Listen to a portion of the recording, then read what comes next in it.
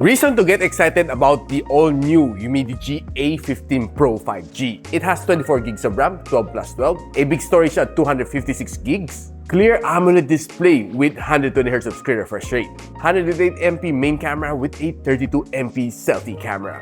And best of all, the design looks great. Want to know more? Don't go away after this quick intro.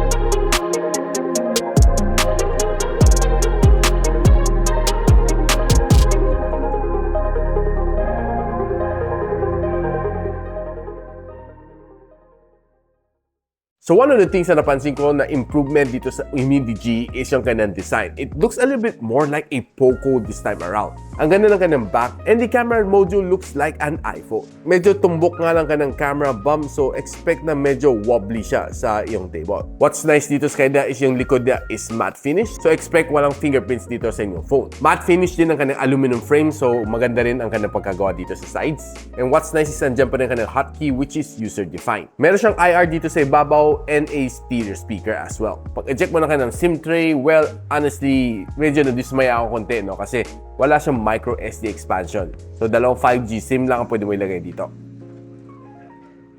Now, itong phone na ito is being powered by the MediaTek Dimensity 900 5G and medyo new ako dito sa chip na ito. It was able to score a 274,000 points dito sa AnTuTu benchmark and ito ang kanyang breakdown score. 607 ang kanyang best loop score dito sa Wildlife Extreme but getting a 99% na stability. Score niya sa Geekbench sa CPU benchmarking and dito sa GPU benchmarking. Looking good naman dito sa thermal throttling test and it was able to throttle to 85% ang kanyang maximum performance. On a day-to-day usage, I would say ito phone na ito mabilis ang kanyang reaction dito sa every single swipe na ginagawa ko sa kanya. Wala kang mafe-feel na lag talaga dito sa phone na ito. Now, ito A15 Pro ni Umidigi has a battery size of 5,000 mAh, can support up to 33 watts na fast charging.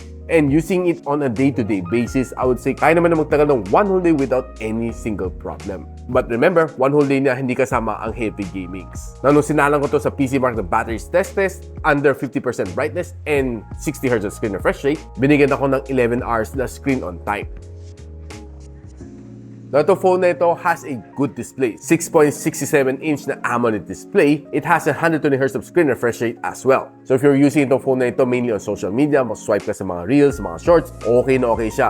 While you're browsing on TikTok, on Facebook, on Instagram, panalong-panalo rin itong phone na ito. Dahil ang ganda ng kanyang display. Now, chinek ko ka ng wideband security level. This one only has a level 3 na security level. So, meaning you can watch HD dito sa phone na ito. But nevertheless, watching your favorite shows dito sa YouTube, okay na okay siya. Kasi very bright naman ang kanyang display. Okay na okay, wala akong naging problema dito. Watching together with the whole barkada is definitely enjoyable.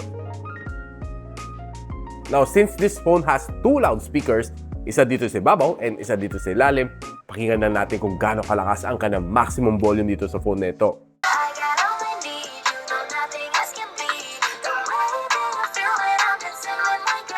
I would say na yung sound niya is not the loudest na na-try ko, it's just average for me. So I played two games dito, Farlight 84 and Call of Duty Mobile. Here are the best graphical settings na pwede mo i-set dito sa phone na ito. And playing the Call of Duty Mobile, I would say okay naman ang kanyang graphics dito. Smooth naman ang kanyang gameplay, setting into all high settings, and I didn't even had any problem dito.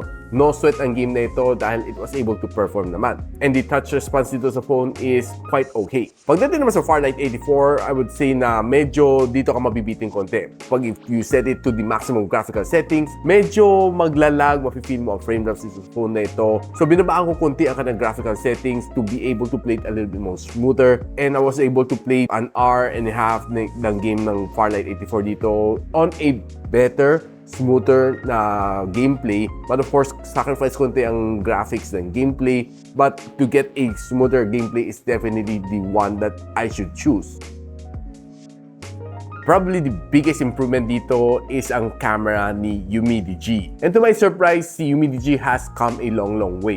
This one already has a better camera compared sa mga previous na phones ni Umidigi. And it starts with a 108MP na main camera sensor together with a 50MP na ultra-wide lens and a 8MP na macro lens. This one can shoot up to 1080p, and of course, the kind of front-facing camera is a 32MP na front-facing camera which can also shoot up to 1080p and 30 FPS. So kung kumuha ng mga shots dito sa outdoors, I would say na it has improved. Si Umidigi has improved their camera performance over the years na nire-review ko itong brand na ito. And I'm happy na kaya na nila makipag heads-on sa mga major brands out there. And of course, starting off with the outdoor shot, kita natin, no, this is probably one of the reason why I said na nag-improve si Umidigi. And itong 108MP camera niya was able to capture a lot of details dito sa bato na ito, which is probably one of my favorite subject. And equally said din dito sa bato na ito, and it was able to capture yung mga vines, mga greens and mga butas dito with so much details. And capture itong greens na ito, I wouldn't say that this is one of the best shot na nakita ko among other cameras. Hindi siya ganun kabilis mag-focus. And probably na iba yung focus niya, no? Kasi pag zoom in mo, medyo blurred siya dito. And yung likod naman niya, okay naman ka ng background blur. But looking at this shot, I would say na okay ang kanang green na. Hindi siya OA. Unlike yung mga ibang camera like si Xiaomi, medyo OA ang mga Redmi na cameras. Itong phone na ito doesn't have a ultra-wide lens, so ang meron natin is 1x zoom and 2x zoom on presets. So this is a normal shot and this is a 2x zoom shot. And if we check this 2x zoom shot, okay naman ang details na makukuha mo once you zoom it in.